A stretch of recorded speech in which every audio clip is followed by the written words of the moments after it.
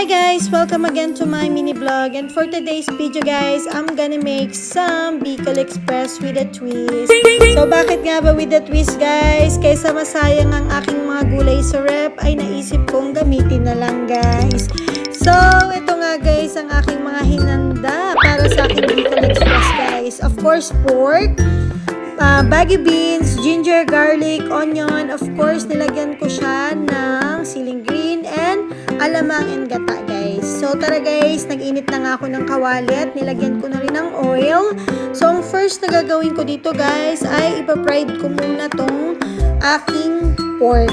And until it's golden brown, guys. So, hindi naman yung sunod na sunod. Golden brown lang, guys. Kasi nga medyo matagal maluto ang pork, guys. So, unahin na muna natin itong lutuin. Para at least pag nalagyan ng gata, medyo okay na siya, guys. So, tara, guys. Wait lang natin to until it's golden brown.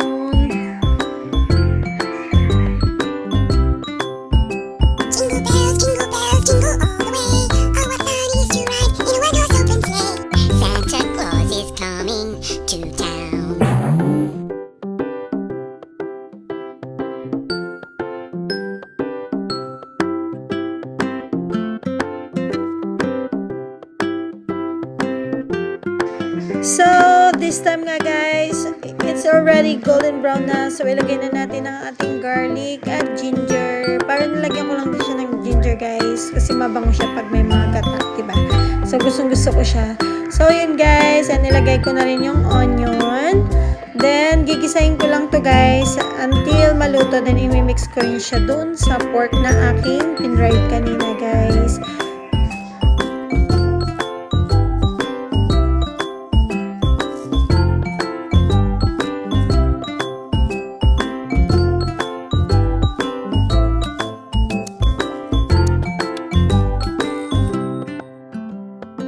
Ito na nga guys, na-mix na natin, ilagay na natin ng gata at para masimot natin ang pinaglagyan natin ng gata ay nilagyan ko to ng konting tubig guys and hinalo ko siya ulit guys. So ito nga palang gata ko guys ay nakalata lang siya kasi hindi naman uso dito yung mga fresh gata. Masarap pa rin pag fresh gata pero dito kasi lata lang siya guys. Preserved na siya kumbaga. So tinimplahan ko na rin dito guys ng pepper and salt.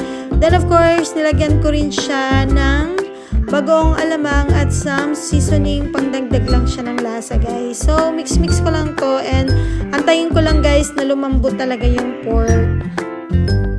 So yung ginamit ko nga pala ditong alamang guys is yung last time na aking niluto. So kumbaga templado na siya guys and hindi na siya masyadong maalat. So ay na nga guys, sinunod ko na rin dito yung baggy beans kasi kaysa masayang to guys, ginamit ko na lang. So yan guys.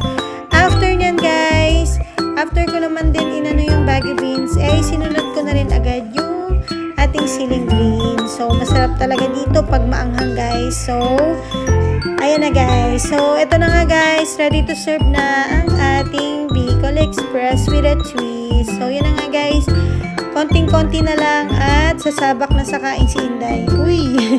So yan na nga guys, so kita nyo naman yung gata talagang simot na simot at hindi siya nagmukhang tinola kasi konti na lang yung nilagay kong water guys. So yan guys, yan na yung outcome ng aking Bicol Express with a twist. So tara guys, samahan nyo kumain si Inday. Siyempre hindi siya nagpatalo guys, kakain siya guys. O, diba? Anong lasa guys?